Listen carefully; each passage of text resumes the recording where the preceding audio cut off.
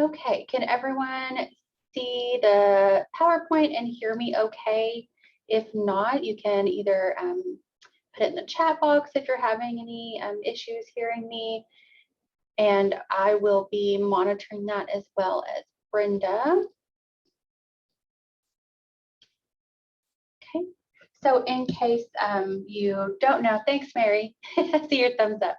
In case you have not been to one of our trainings, my name is Kayla Bodie. I'm the program manager here with the background check unit with the Division of Child Care.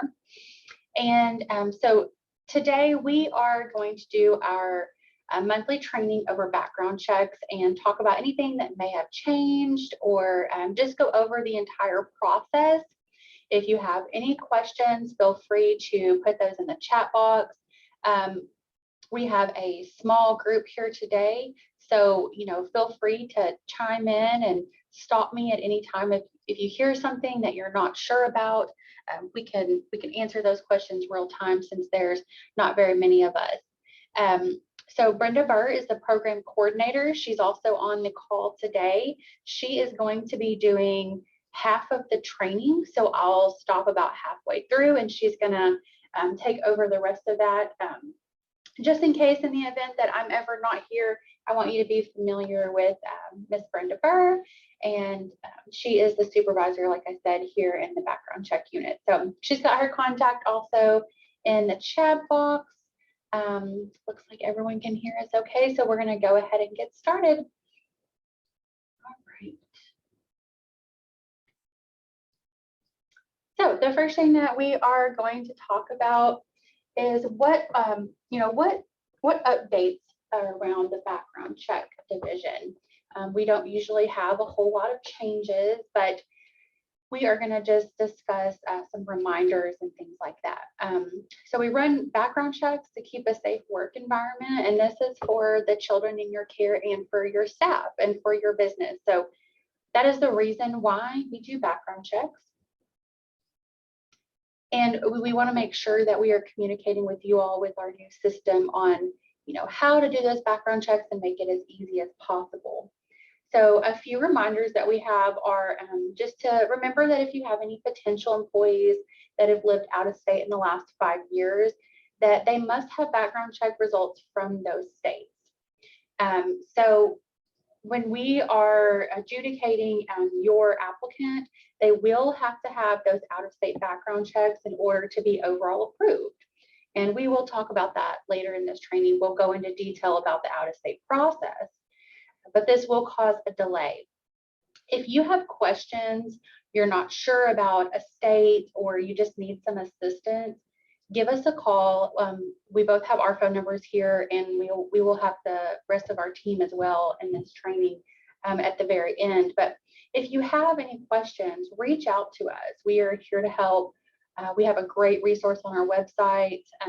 We will have all those links for you so that you can go there and select that state, and it's going to give you the instructions on what you need. So just a reminder on that. We really recommend that as soon as you know that they're going to have out of state, you go ahead and start submitting those, because some states do take a significant amount of time to come back and can be a long process. So we also just want to remind you that if you have an applicant that's coming up on their 2-year expiration on the Arkansas Child Maltreatment Check, to please be sure to submit those through the Central Registry. You do need to renew those every 2 years. And your applicants will remain in provisional without a completed maltreatment check. So if they already have one and they're approved, that's great, but just make sure that after 2 years that you are resubmitting that child maltreatment for them. Any questions on those 2 reminders for updates? Okay. We will move on ahead. If you have any questions, just put them in the chat box.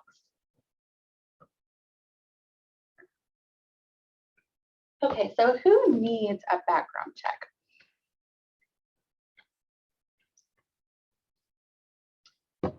First, we talk about the Arkansas Child Maltreatment. All staff need a child maltreatment. That includes your janitors, any therapists, volunteers, student observers. Everyone needs an Arkansas child maltreatment. When we talk about the criminal and the FBI, there are some staff that are, or not staff, but volunteers and student observers can be in a gray area for those. They do, all of your staff need the criminal and the FBI, your janitors, your therapists, they will all need a criminal and FBI. However, if you have a volunteer that's coming in, or you have a student observer that may be coming in, one day for a few hours, they may not need the criminal and FBI. You can always be sure to make sure and check with your licensing specialist. They will be the ones that can help guide you on who needs a background check and who may not. So if you have someone that may come in and they're going to read a book for an hour or two, and they're only going to be there that one time, then reach out to your licensing specialist and ask. They'll be able to guide you on whether or not they need that. Mary, I just saw your question. Can a therapist bring or email those to us from another program? Yes. So Mary, therapy companies actually can take their regulatory check to their background check to programs. So they may have it submitted under, a child care program here, but that is able to be carried to you, because otherwise you're going to be you may be running a background check on a therapist that only may see one child, and then they may never come back to your program. So yes, they can bring you a copy of that. That is the only instance where that is allowed. Your staff, your teachers, your employees of your facility, your janitors, your cooks, anybody else, they cannot carry those from facility to facility, only a therapist company. And all of those therapy companies must be approved through our office. So if they're being ran in the system under a child care facility, they've gotten permission through that facility to do that. So yes, that is okay. And if you ever question, a regulatory check, or you're not sure as far as, the therapist, if it's legitimate or what it may be, please reach out to us. We'll be happy to take a look at it and just make sure that everything is complete before they come into your facility. But absolutely, they can take those. And so that just brings us back around to anyone who is unsupervised, including a therapist, anyone who may count in ratio or has a staff role with children, any supervision over children, they need a background check, and that includes your transportation staff. And again, you can refer back to your licensing requirements, and you can always reach out to us or your licensing specialist, and they can help guide you on that.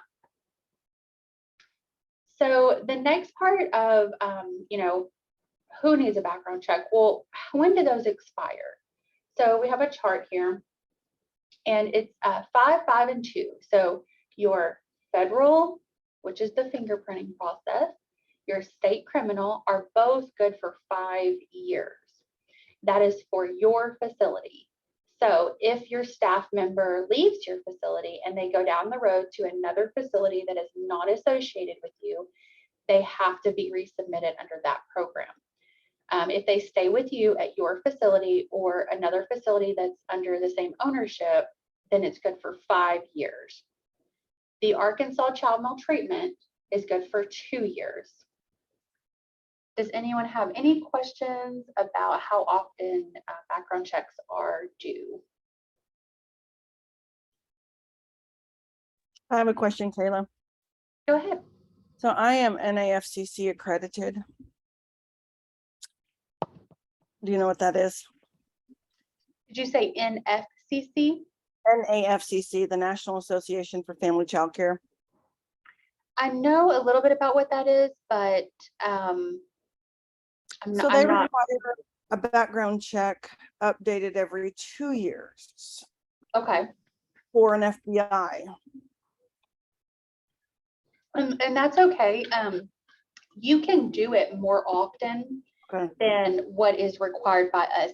So that 5 years, that is a requirement for Department of Human Services for minimum licensing. So, and in case anyone's wondering what she's talking about, is a higher accreditation.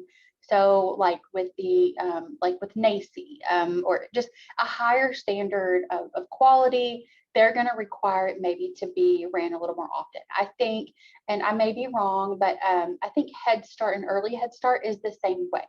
So they have to have theirs, I believe, every 2 years also. So you may have federal funding, you may have other parts of your program that are a little more stringent, that require it more often. That is perfectly fine. It's not going to affect anything for us. As long as they're ran every 5 years for the division, you're meeting that minimum licensing requirement. Does that answer your question, Mary? Awesome. Anyone else have any questions as far as the time, the expiration, or any specific questions? Okay. So next, we're going to talk a little bit about disqualifying candidates. So we're going to go over some examples where you can find this list. You can find the list of disqualifying offenses in your minimum licensing handbook. So if you go into your book and you look under section 110, that's where you're going to find the list. And we're going to talk about, just a few examples. We're not going to go over the whole list. But if you have an applicant, and sometimes people may come in and they may ask you, so this is why we want to go over this. If they say, I have a theft of property charge and it was last year, then you kind of already know that there's a chance that they may not be eligible. Of course, we do not want to discourage anyone from submitting a background check. We're going to take a look at each and every one, but this at least will help you understand what we're going to be looking for. So in the regulation book, it is going to tell you that we look at the conviction date. The quote is that no person shall be eligible to be a child care facility owner, operator, or employee if they have pled guilty or have been found guilty of the following, unless the date of the conviction is at least 5 years from the date of request for a misdemeanor and 10 years for a felony. So that is a big paragraph to say that if you have someone that has been convicted of a misdemeanor theft of property charge, that is going to be looked at for the last 5 years. So if they have that charge and it's a misdemeanor and it happened 9 years ago, then we don't look at it. If that person has a felony theft of property charge, we're going to go back 10 years. So if that happened in 1990, we don't care about that. That is what that means. So when you're looking at this list, if it's whether it's resisting arrest or breaking and entering, any of those, we are looking at 5 years for a misdemeanor, 10 years for a felony. And so we want you to be aware and understand exactly what that section is discussing, just so that you know. And again, we want to look at those background checks. We want to give everyone an opportunity to work. So not to discourage you if someone is open and honest about a charge, we will take a look at it and see if there is anything else that maybe the report tells us. So there are some other things that are listed on there. There's a very long list. I believe it's about 2 pages. So, go on there, familiarize yourself with what is on that list. There may be some things that you wouldn't think about that would be on that list. So just take a look at it, and that way you're kind of having a little bit of a familiarity if they're going to be disqualified or if they're going to be eligible. And so when you're in the regulation book, you're also going to see another section at the very top. Section 110, it's going to be a smaller list. So these are permanently prohibited offenses. So no person shall be eligible to be a facility owner, operator, or employee if they have pled guilty or have been found guilty of the following. This list consists of things like arson, capital murder, kidnapping, sexual assault. These charges, it does not matter, felony, misdemeanor, there is no year amount here. If they have been found guilty or they have pled guilty to any of these charges, they are permanently prohibited from working in childcare. So there is no exceptions with these. Anyone have any questions about the list of offenses that you see in your regulation book or what we are looking at when we are adjudicating those background checks? Okay, we're going to keep on going along here. So now we're going to talk about the electronic background check system. All licensed programs must use the NICAR online criminal background check system. This is the online account that you all have, the portal where you're submitting those background checks. When you run a background check through NICAR, it includes the state criminal background check, the federal criminal background check, and the National Sex Offender Registry. Included in your Arkansas criminal is also the Arkansas Sex Offender. So it is checking all of those results in the online portal. Providers must register for a subscription account with NICAR, and we have a link here. And I have a PDF version of all of these slides that I can send to you so that you'll have all these links. You can just put your email in the chat box and we'll get that out to you. And then be sure that when you are submitting your background checks and you're in your NICAR system and you're putting that in, that you are also submitting a child maltreatment registry request. This is included in the Central Registry's request website. So when you're doing these are two different online systems, and sometimes that can be confusing. So Central Registry completes all child maltreatments, and we complete under NICAR, the criminal, and the FBI. So you will have to run those in a separate system, and we recommend that you do all of that at the same time. Does anyone have any questions about getting a subscription account? So when you sign up for the account, it is $150 annually. If you don't already have an account and you need one, if you need any help, you can reach out to us directly, either to myself or Brenda, and we can help get you what you need for that. Any questions on getting your subscription account or how to complete that? Okay. All right. Go on to the next section here. And now what we're going to do is we are going to discuss what exactly the process looks like to run those background checks.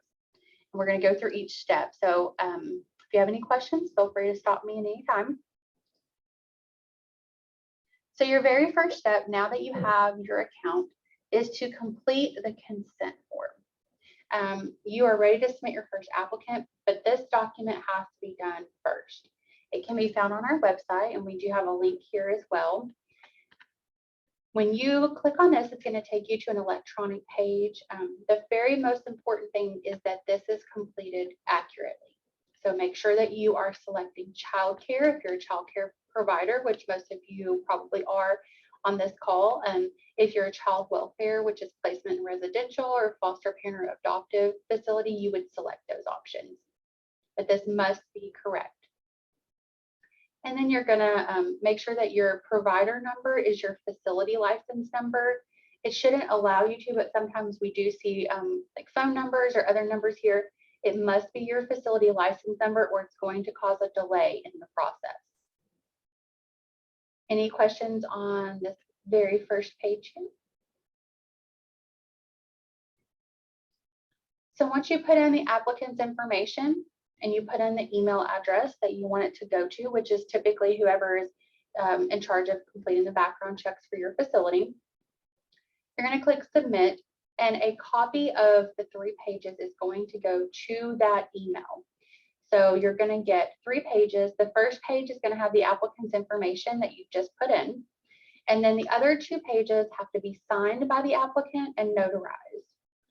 So again, please be sure that this is completed accurately. So the notary stamp needs to be legible. The dates need to match that the applicant and notary sign it. And there needs to be an applicant signature and a date on the last page. If this information does not match, or if the notary stamp is not there or it's not legible, your applicant will be immediately not approved. Without this consent form, we cannot view any of the results. And so we cannot move forward. If you do make a mistake or you upload the wrong thing or there's some information missing, and you get that not approval, you can reach out to us. You can email me, you can email Brenda, and we will get that uploaded for you. You can correct that. So it's not a problem. We can get it fixed. It's just that it's going to delay the process, whereas, you know, we could have just viewed that and they would have immediately been updated as much as we could in that moment. So does anyone have any questions about the consent form or what it looks like? Okay. So now that you've got your consent form completed, you are ready to submit your applicant in the NICAR system. And this is what the front page looks like when you're ready to log in. You're going to click on the search tab, and you are going to complete all of the information that has an asterisk next to it. These are all required fields. We recommend that you have a copy of the applicant's driver's license with you while you're completing this. That is so that the information you're putting matches their driver's license or state issued ID. When they go and get fingerprinted in the next steps, they're going to use that to verify their identity. And if it does not match, they will be turned away. So I always recommend for providers to have a copy of their driver's license, stick it right there in front of you. You're going to need it because you're going to need their height, their weight, their eye color, hair color, all of that information. And so you can see here that there is basic information, and then about middle ways down, you'll see signed consent document. That is where you're going to upload that 3-page consent form that you just filled out and had notarized. Be sure that it's a PDF format so that all 3 pages attach. You cannot take a picture of it and attach it. It has to be in a PDF so that all 3 pages are connected into that one file. Next, you're going to select, you should only have one option. It should say search FBI and state. If it is not already selected, you'll just select that option and you'll see your FBI information, your eye, your hair color, your height, weight, state of birth, and citizenship. And you will fill out this information and then you will click submit. The next page is going to look like this. It's going to ask you to review your work. This is a very critical step for you. We do not want you to have to resubmit someone because it is going to cost you a second time. Arkansas State Police will not reimburse for errors. So we want to make sure that, you know, we don't want any delays. We want to make sure that this applicant gets to get fingerprinted and you get your regulatory check done as quick as possible. So take a second, look at the name, the date of birth, make sure that they match the driver's license. That 2 seconds will save you if this applicant goes down and their, you know, their date of birth or their name is not the same and they get turned away and then you've got to resubmit them. So take a second, just verify everything you typed. I know sometimes my computer will auto-correct dates that have filled in and things like that. So just make sure that it's the correct information before you click submit. If you need to, you can go back to step 1. So you can go back and start your process over if you need to do that. Otherwise, you are ready to submit. And once you do that, you are going to get this confirmation page. It may look a little different if they have updated the confirmation page, but you should get a transaction number. This is what you're going to use for fingerprinting. So you can see it circled in red, and it's going to start with a CHI, that's for childcare. Then it's going to have 2 zeros and then 7 digits. And those 7 digits are also your search ID, which if you have communicated with us at any time, you've probably heard us ask for that search ID number. That's the same as your transaction number. You just add CHI and 00 to it. That identifies the applicant without us, you know, putting their names and emails. So when you email us or we contact you, we'll use search ID numbers, and that just helps keep that privacy. So does anyone have any questions regarding the transaction number, confirmation, or submitting the applicant?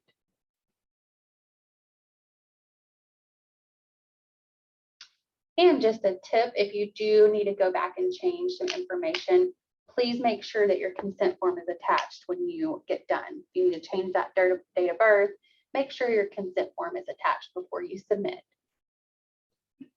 More than likely, it'll give you an error, but just to be safe, you know, we like to remind you, make sure that that's there so you don't get that not approval.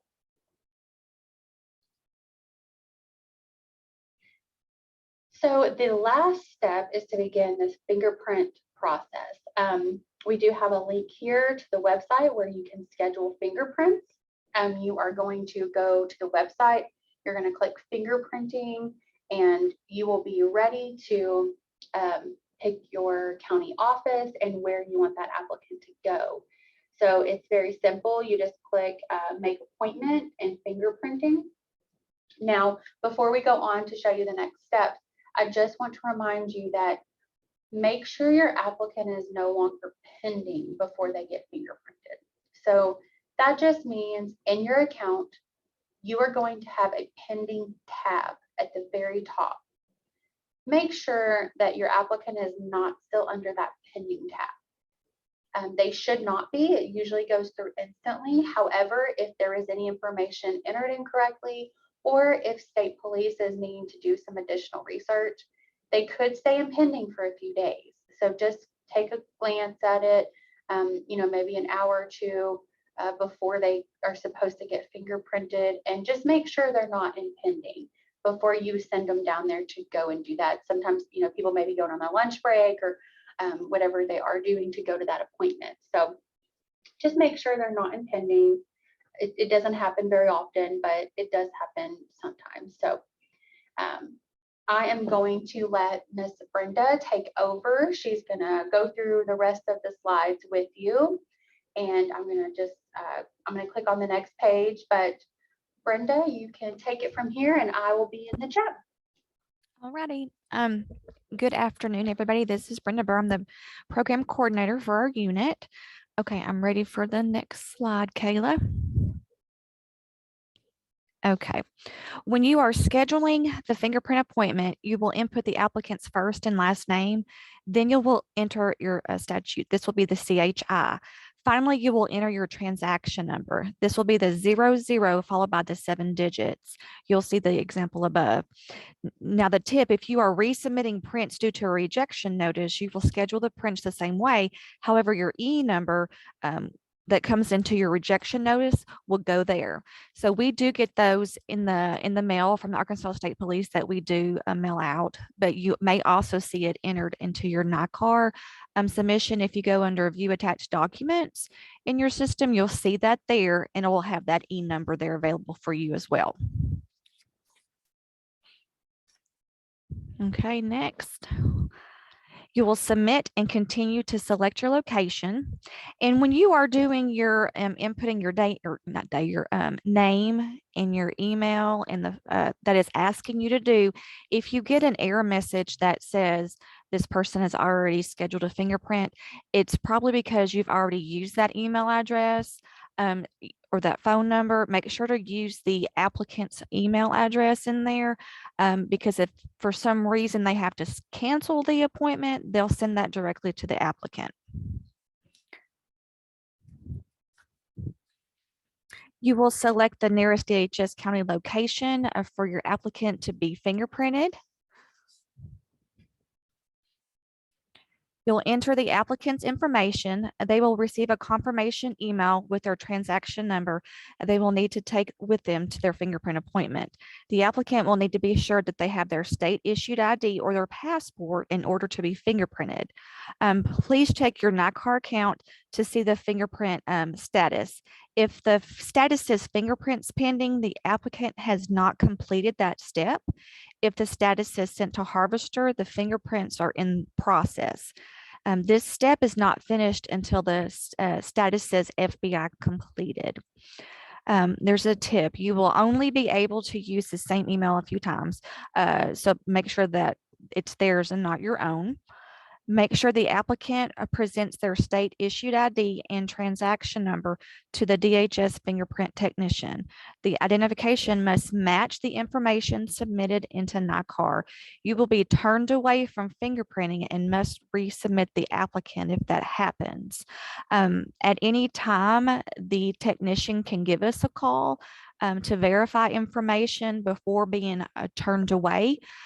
So if the fingerprint technician has any questions, they can reach out to us. The last step we will discuss is to submit the Arkansas Maltreatment Registry check. This request is processed by the Central Registry and can be completed by the following link here. You will need to complete this request, get it notarized, and upload it. When you are completing this section, please be sure to list 5 years of residency. And if the applicant has lived out of the state in the last 5 years, click yes. Be sure to select the second option that says you are a potential or current employee of a child care facility or residential facility for children and youth licensed by Arkansas Department of Human Services. If you do not check this option, our unit will not be able to view the results, and this will delay your checks from being completed. If you know your applicant has lived out of the state of Arkansas in the last 5 years, be sure you initiate those required checks. Are there any questions so far of what we've discussed?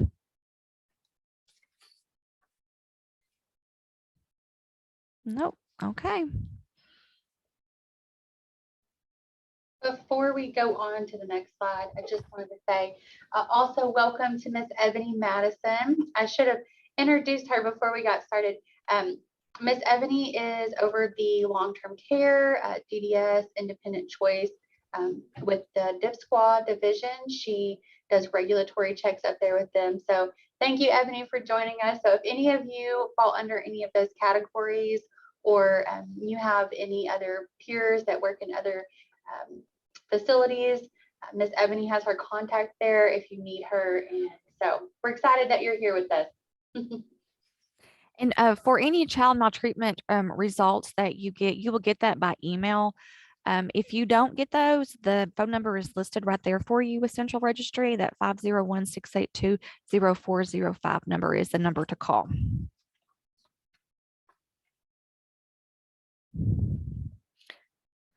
Some agencies will require submission of 2 background checks and 2 maltreatment checks for 1 applicant. These agencies are school districts. School districts must submit background checks and Arkansas child maltreatments to both the Arkansas Department of Education and to the Division of Child Care. You will submit under the EDU and the CHI and NICAR. The Division of Developmental Disabilities Community Programs providers with DDS. Those DDS providers are also licensed child care facilities, but must submit background checks under both CHI and the DDS statute in NICAR as well. If you believe you need to complete 2 sets of regulatory checks for your applicants, or you need a statute added to your account, please contact our unit for further assistance.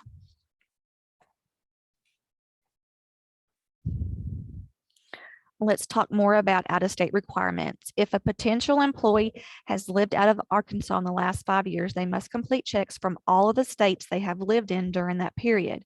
For example, if you are submitting an applicant and they lived in Texas last year and Montana the year before that, you will need to complete the required checks for both of those states.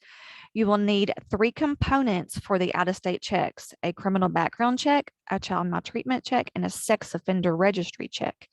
You can find information for each state by following the link here to the Interstate Child Care Background Check contact list. Notice the states listed in red. These states only require a maltreatment and sex offender registry check to be completed. No criminal background check is required. Some states, Missouri, for example, completes the maltreatment and sex offender registry checks together. Each state is different, but this contact list will give you a great start on what states need all 3 components and which states do not require the criminal.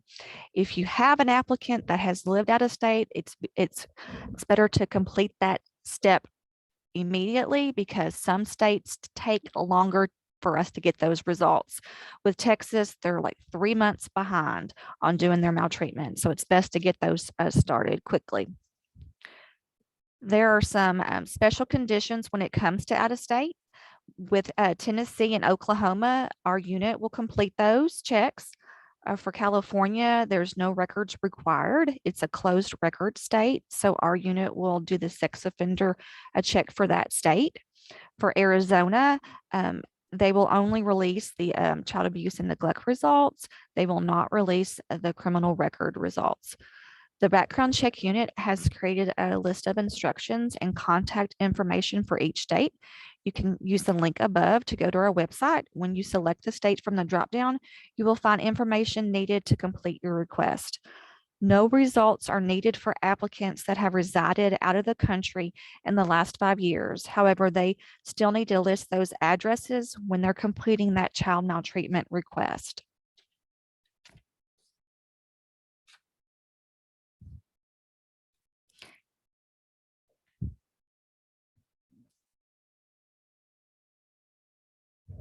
I was waiting on a lot of questions about that. It's a lot of information, but if you have someone that is coming from another state, that link that we have there that says out of state background checks, Arkansas Department, it's going to take you to our website.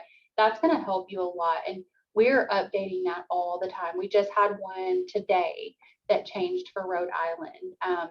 And we sent that in to be changed on our website. So we keep that as updated as we possibly can. You just literally click on the state and it's going to tell you exactly what you need to do. The website, the cost, contact information, it's going to tell you everything. So if you don't have questions now, but maybe you have an applicant down the road come from another state, this will be a great resource for you. I do have a quick question regarding the outstate background check.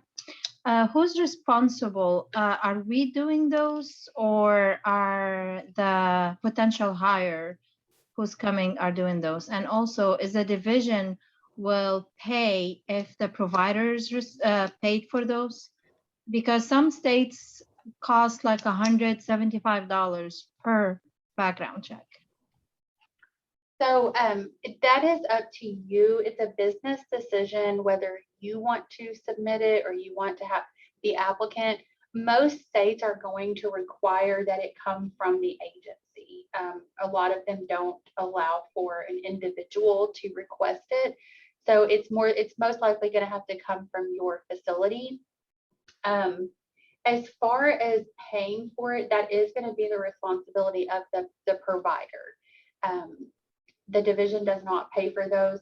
However, what state is charging that much? I have not seen any that are that much. New York. So New for York? yeah, because we end up not well, she ended up quitting, but yeah, because they do the FBI is a little bit complicated and it's $100. The FBI is not needed. It's just the criminal. Were you paying for the FBI, for the federal, for that state? It was a little bit complicated, but the cost was $100. And another one, I believe, was, I'm not sure what state, but was $75. Yeah, definitely. I would take a look at that link there that we have, and I'll make sure that, and if you didn't already put your email in, put your email in the chat box and I'll send this to you so you have that link, because New York is actually one of those NFF states. So it doesn't require a criminal at all. So you don't have to do a criminal, it's just the maltreatment. But if you come across one that is charging, 75, like if it's a high amount, let me know so we can update our information. And, that's something that we want to keep track of. And we can share that with our assistant director to see if there's anything in the future that we could do about like funding for that, or even if we can reach out to that state and request, some sort of assistance for out of state facilities. So definitely, my email is also in the chat box. If you want to send me an email, just let me know about that state that's charging that much. I do know of a couple that are like $50, which I think is kind of high myself, but Those are for the criminals. And so you may not have to do that though for every state. Like for example, New York, you don't have to do that. And it is confusing. That's why we've made this link where you can just click on the state and it'll tell you, you don't need to do the criminal, you only need to do the child maltreatment. So hopefully that will help for the future. That will be very helpful. Thank you. Yeah, of course. Okay, Brenda, I'll be quiet now. No, you're fine. You're fine. You're fine. Now, when it comes to the results, each state's different. They may release the results to the provider or to the applicant directly, or they have to be released to us with the Division of Child Care. There is the background check at dhs.arkansas.gov. That is the email to send your results to, and we check that and we process those. Okay. If you have any questions regarding the out-of-state process, please be sure to give us a call. My number is in the chat box along with Kayla's, and our main line was listed there as well. A few of our final reminders. Please be sure all information submitted to NICAR is correct. Your applicant will not be fingerprinted if the information does not match their ID or passport. Staff may not begin work until they're in a provisional status and all state checks have been initiated. If you choose to hire them in a provisional status, they must be supervised at all times by a staff member with a satisfactory background check result.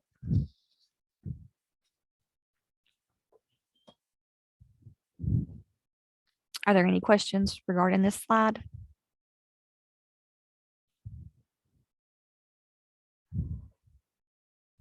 Nope. Okay. As always, please contact us if you have any questions. Here are some other important phone numbers. NICAR should only be contacted for subscription, password, payment information. All other questions, including technical support, should be directed to the Criminal Background Check Unit.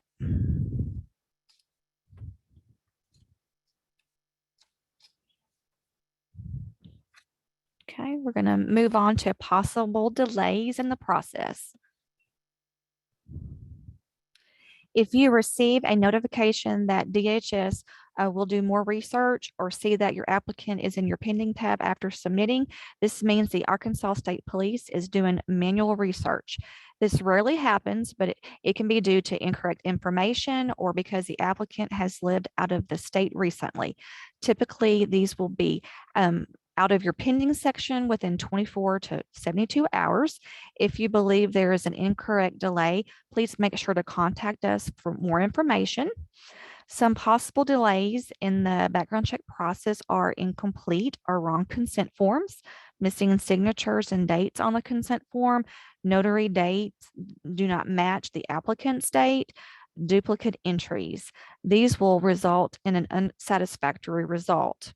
Once the applicant is in provisional, possible delays can include fingerprintings not being completed, fingerprints being rejected.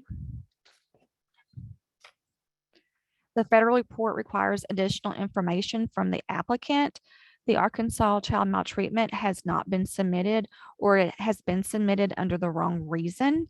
If your background check is returned with a non-satisfactory result within 24 to 72 hours after you submit, please check the attached documents section in NICAR to see your consent has any issues or errors.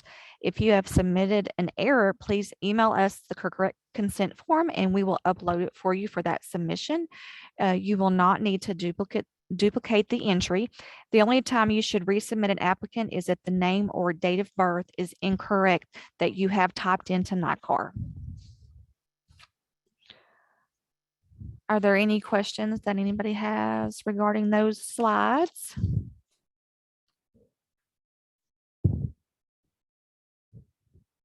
Are there any questions about anything that we did not cover today? It's a lot to take in. It is a lot to take in. It's a lot of information, and there's a lot of things that can cause a delay, and so we want to just help you make sure that you get those results as fast as possible. But if there's anything that we did not cover, or anything that you would like to see us cover next month, we're happy to take any suggestions. anything that anyone would like an answer to, or any question that you've had that you just haven't had a chance to ask?